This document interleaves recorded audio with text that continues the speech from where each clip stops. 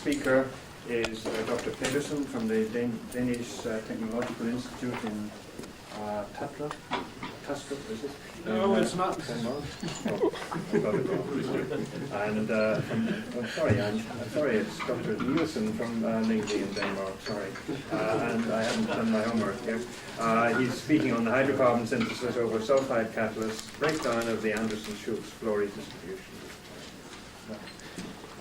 Okay.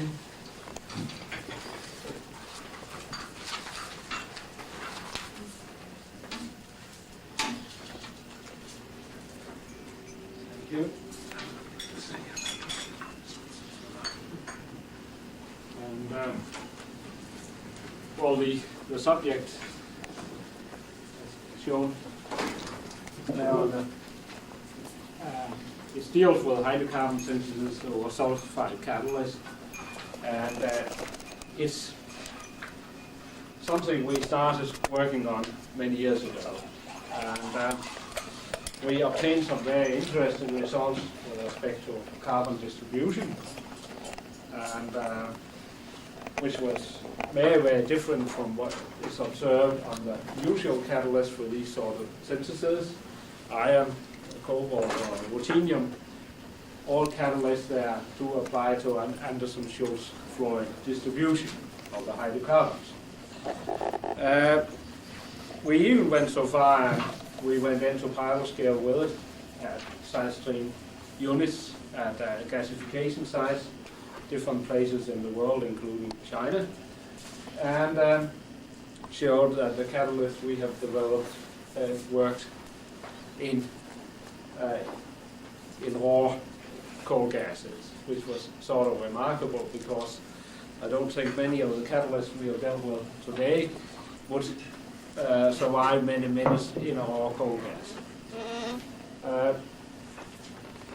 The authors, I should say that Carsten Petersen was working with us at the time when this work was being done.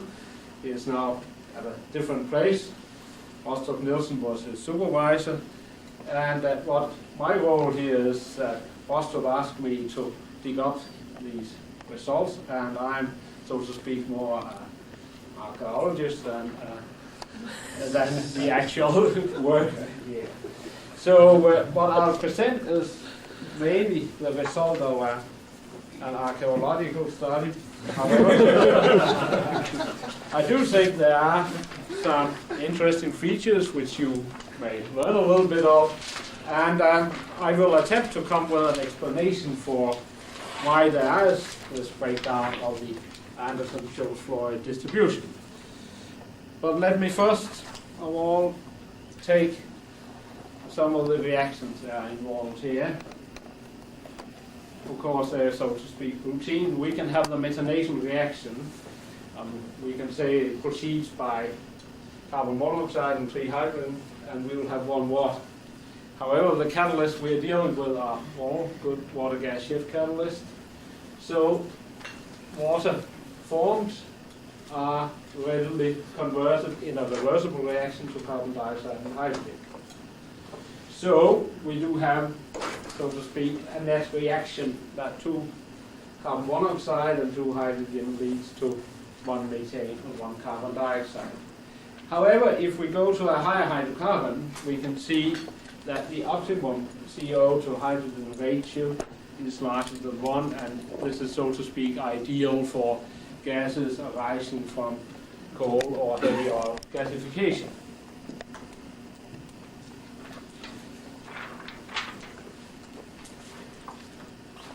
The setup we have tested it in,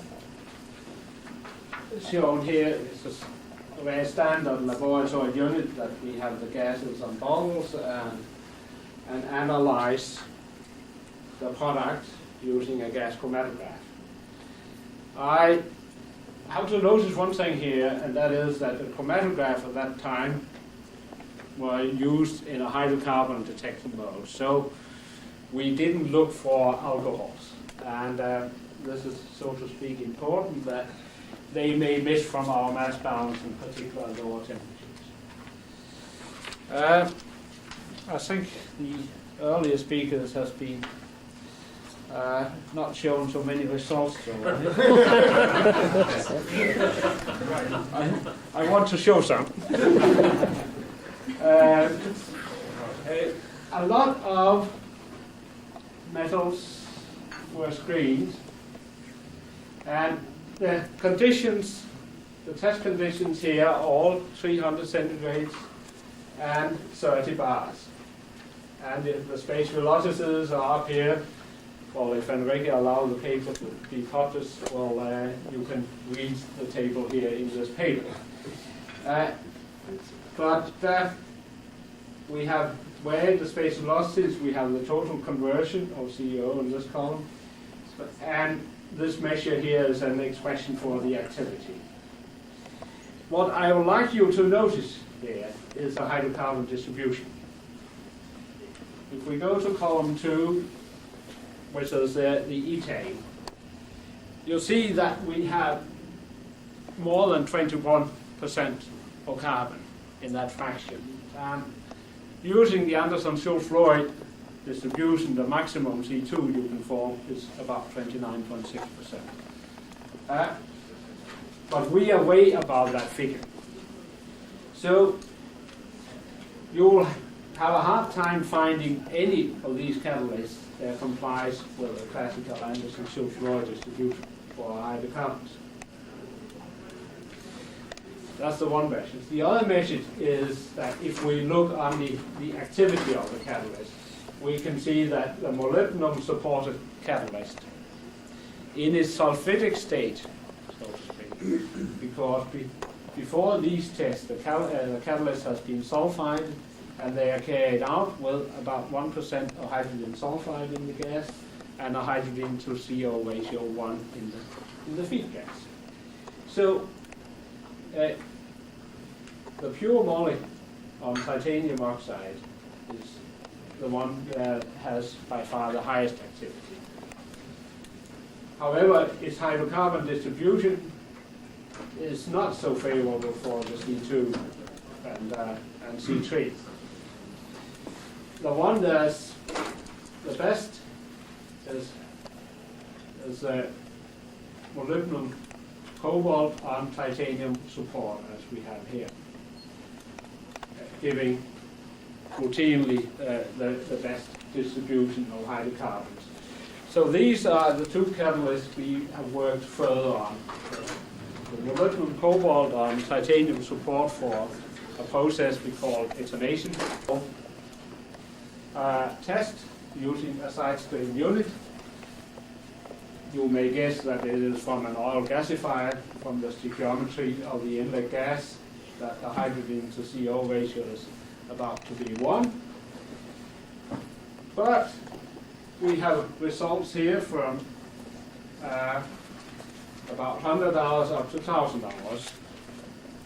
And the conversion, which we can read in the carbon dioxide production or in the hydrocarbons here below, is almost constant. And about 90% of the carbon monoxide in the feed gas is converted. The minus in this process, you can see up here, that is the space velocity. We are dealing with catalysts of extremely low activity compared to traditional Fischer-Tropsch catalysts. But once again, the stability in terms of raw gasification gas is quite remarkable. And again, the people trained in Schultz Flory distribution will recognize that this has nothing to do with Anderson-Schultz Flory distributions.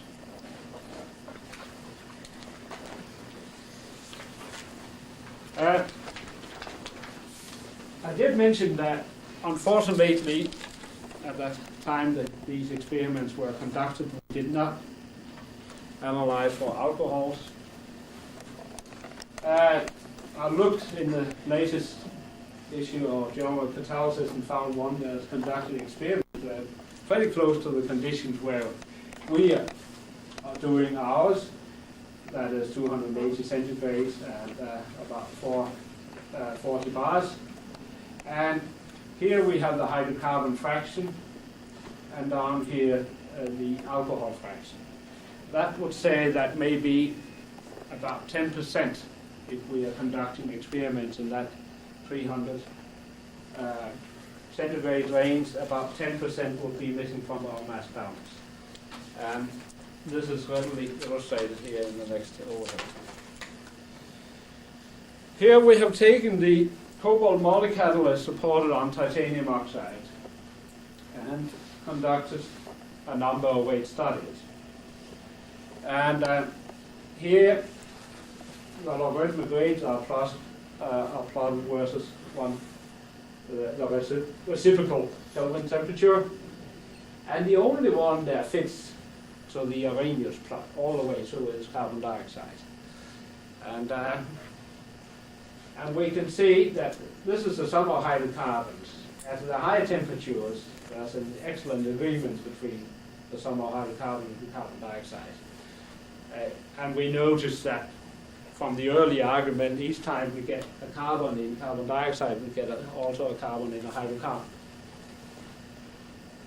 And that's the case also for the higher, the C2 and C1 coming down here, and the C3. The higher hydrocarbons, the distribution, their temperature dependent, like the C5s, are quite uncertain. But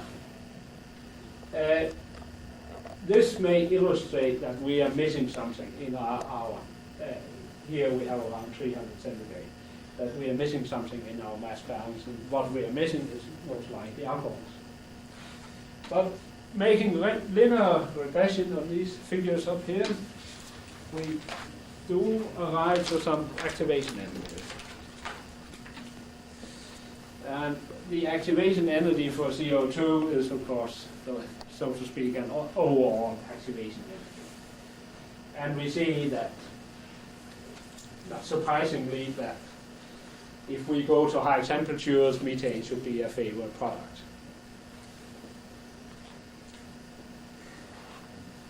The next thing to weigh is the pressure. And here we have quite pronounced dependence. We can hardly distinguish between C1 and C2. However, as higher the carbon number, the higher the pressure dependence. And we can put these results into our table. And they are there. This is not so surprising. Then the hydrogen sulfide dependence. Normally we would run the experiment with about 1% of hydrogen sulfide. But here is varied from about 100 ppm up to 1%. It's not distinct, it's about 0 for C4, but slightly negative for the lower hydrocarbons. And again, extracting the figures,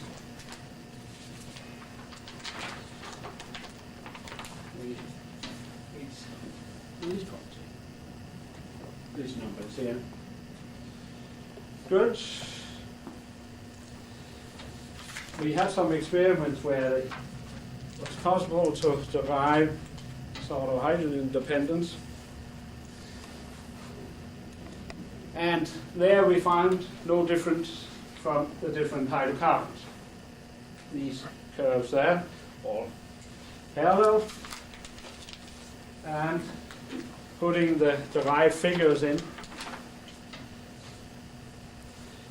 we obtain one that's very close to 1/2. That's not so, maybe not so surprising, taking into account that hydrogen dissociation may be rate determined step in these reactions. The carbon monoxide dependence is, however, much more pronounced.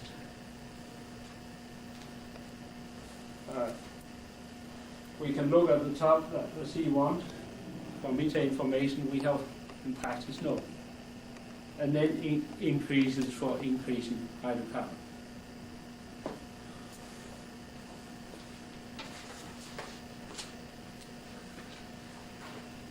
And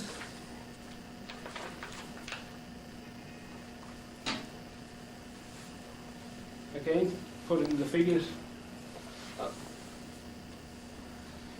we see a sort of systematic trend in the CO dependence.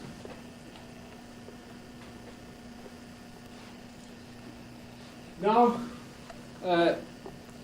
it was not possible to derive directly very good values for the CO2 dependence. Instead, I used that it all should add up to the total pressure dependence. It's not the nicest way to do it, but while deriving the CO2 dependence in this manner, we can see that it ends up to be roughly -0.5. And now we'll go into some more or less qualified guesswork, postulating a couple of great equations. I have juggled a little with the first one to arrive to this relatively nice looking way. So the ratio of hydrogen sulfide to hydrogen should be a term determining the number of active sites possibly for hydrogen dissociation, and we have no dependence of carbon monoxide in the methane formation, indicating that we have a surface that are saturated with carbon monoxide for all practical purposes for this reaction. If we go to the alcohol literature, there's a good reason for operating with two different reactions. Recalling the presentation by Murchison at the Calgary International Conference, he reported on an experiment where methanol was recycled. We are now dealing with synthesis of higher alcohols, and you have a certain product structure and fair production of methanol. You recycle the methanol, and what happened in that case? Nothing. You had exactly the same product structure as before. So we would argue that the C1 species is a different one from the rest of them. And the higher hydrocarbons, we have a product inhibition by carbon dioxide, and we have a much more pronounced carbon monoxide dependence. Well, if we have a rate progressing like this, we should have a sort of chain growth mechanism. And the chain growth mechanism we could obtain by starting with a C2 species. We first form a C2 species, that is, C2 species can be hydrogenated, but you can also make carbon insertion. St. Clear suggested a similar scheme for the alcohol synthesis. There's not any new in that catalyst can make C2, or a carbidic structure by hydrogenation can make a C2 species. If, for instance, we have calcium carbide and reacted with water, we form acetylene. And that we can have such a C2 species in these systems. There's a starting growth for the hydrocarbon distribution. We can then analyze by looking at some of the results once again. And here we should then approach a sort of Schultz Flory distribution, but we should not start with C1, we should start with C2. And there the fit is much better. And this is, I think, the main story about this. The other thing is, which I have not touched upon yet, is the state of the catalyst. And I agreed totally with Enrique's remarks this morning that if we are going to study the state of the catalyst in these systems, you should not take them from a plug flow reactor, and because you don't know what you're doing then. You should take a backmix or a CSTR reactor so you know the exact state of the reaction, and you can relate the state of the catalyst to the state of your conversion. But viewed from a thermodynamic angle, at the inlet of the reaction zone, we have strong potential for carbide formation. For molybdenum, at least, not for cobalt. Cobalt should be sulfidic all the way through, but cobalt and molybdenum makes a lot of compounds in these systems. And then, as conversion progresses, we should go more in a sulfidic reaction, and finally, with high conversions, we get so high oxidation potential that we get a sort of oxidic situation. But let me end this presentation with our main conclusions, being that the hydrogen dissociation is rate determined for the C1, and C2 plus and C1 formation take place on different sides, and we have a sort of chain growth mechanism starting from C2. Well, thank you for your attention. Industrial archaeology always reminds me of dirty, rusty things, but I think that was a very shining example of archaeology. Well, I think the late Professor Flory would object to your trying to put methane on a Flory plot. It was intended to be for polymerization. Now, there may be a very good reason why methane does not form a Flory plot, and as a matter of fact, it seldom does. It has to do with it, you can only form it by hydrogen addition termination, as opposed to ethylene, propylene, and so on, which have another mechanism. I guess you would argue that you don't see any ethylene or propylene, and I would argue that you're hydrogenated then on your molybdenum sulfide. I should have, it was shown in the scheme first that we do observe occasionally the olefins. And these, but in deriving the rate expressions, I added the olefins and the paraffins. But it's quite likely that the olefins are the primary products here. In which case there should be no relationship between the chain growth probability of a CH3 and C2 species, because there's a different termination step to form methane than there is to form methane. Yes, go ahead. Sorry. Basically, we propose the Schultz Flory distribution of products should be products including not only hydrocarbon but also the oxygen products. That's right. Particularly for the C2, the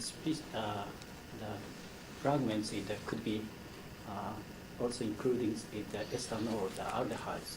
Yes. So it's why do you neglect those? Well. If I guesstimate from the amount of ethanol people report on these sort of catalysts, it would, and include that, it would have made that plot much nicer. Mm-hmm. And sorry, additionally, the final, the concluding message, you said the rate to determine step of C1 species incorporating the dihydrogen dissociation. What is the positive evidence to support of the rate to determine, including the hydrogen dissociation? I didn't catch your... What is the positive evidence to support of the rate to determine step That is that hydrogen enters in a power of a half. But basically, so we concerned that the methane or the C1, the formation based on the dissociation of carbon monoxide as a rate times. No, usually not. And if you have CO in abundance, it would usually you would have a saturation situation of CO, so the CO dependence would disappear for methanation, and that's quite well known in lots of also methanation on nickel, for instance. Okay, that's almost the same question. From the mechanism, I found you proposed the CH3CO is the intermediate. But I want to know have you observed any evidence, for example, AR, the intermediate in situ AR, have you get some evidence from an AR band, infrared band? Yeah. I have refrained from referring to quite a number of characterization studies that has been carried out here, because also of the very large figure that I showed, that the state of the catalyst depends on where in the reactor you have, and we did not at that time find what shall we say a good description of the catalyst, and I think that if we have gone systematic ahead and done CSTR studies instead of plug flow reactions and used sample from CSTR studies for characterization, we would have it would have been easier to relate rate data to structural characterization. Yeah, you mean the very fast step also not easy to observe. Pardon? Yeah, you mean that this reaction from the CO3CO very easy to get hydrocarbon or not? Yeah, okay. I'm afraid I didn't get the question there. Okay. I would like to come back to the point what I later started. There's very little methane formation. That's very nice. Yeah. Everybody wants to have such catalysts and such products or so like that. And on the other hand, it's normally concerned that you produce the olefins. Yes. Yes. So far, do you have some more indication of what your composition is? Are there really some 80% now olefins and only some 20% paraffins or less? What's the prime? What's the selectivity? Is olefin, paraffin? What's the olefins are present in trace amounts. even in small amounts? At lower temperatures. At higher temperatures, they almost disappear. But still, I would buy the argument that the olefins are the primary products, but these catalysts are quite good hydrogenation. Yeah, but then it's only the inhibition of the C1, yes, C1 formation, the methane formation, and not inhibition of olefin hydrogenation in the system. No, but I think I'm not sure that the point I was trying to make came across. My point is that they should be unrelated to each other. There's no reason why the termination step for hydrogen addition to a methyl group should be related to beta hydrogen abstraction from an ethyl group on the surface. So you can find methane above the line, below the line, or accidentally on the line. This one is fortunately below the line. Well, it must be below the line. It's time for one brief question. What happens to your system when you stop feeding H2S? I don't know, but as I showed for the hydrogen sulfide dependence, the activity in the region that's investigated increases with increasing hydrogen sulfide. But thermodynamically speaking, then, if you remove the sulfide, sooner or later you should get a more conventional system that the preceding speaker has been dealt with, a cobalt molybdenum system, possibly make both alcohols and hydrocarbons. Thank you very much indeed for your presentation.